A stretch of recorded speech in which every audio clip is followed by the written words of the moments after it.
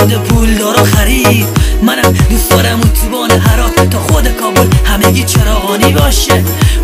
غرور پنشیر وطنم تو تک تک قلبامون فراوانی باشه. بابا منو زوری میبرن بهشت، من ترسیدم از این مسیر وحشتناک. اینجا عاقل و ردگم میکنم یا معرفی میشه تو لیست های بدنام. ببین از ته تاریکی این شب انگار یه نوری روشن میشه و شال سفید خواهر کوچیکم تو مدرسهش برایش کفن میشه و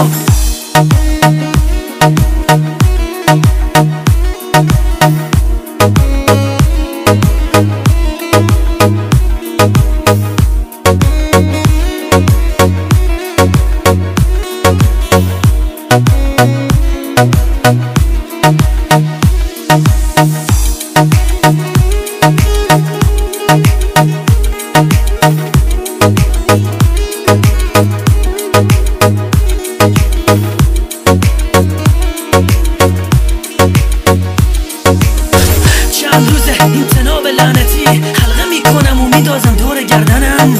حیف نگاه مادرم مانعه، میگه پسر بدون تو من کجا برم. مادر اینجا کسی منو نمیخواد، جایی ندارم حتی توی خاک وطنم.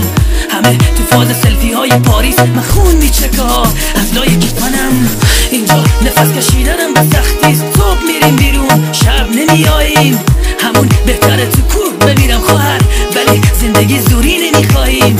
اینجا فقر و گرسنگی اونا هم جای قلم گرفتن میل تو فنگ را.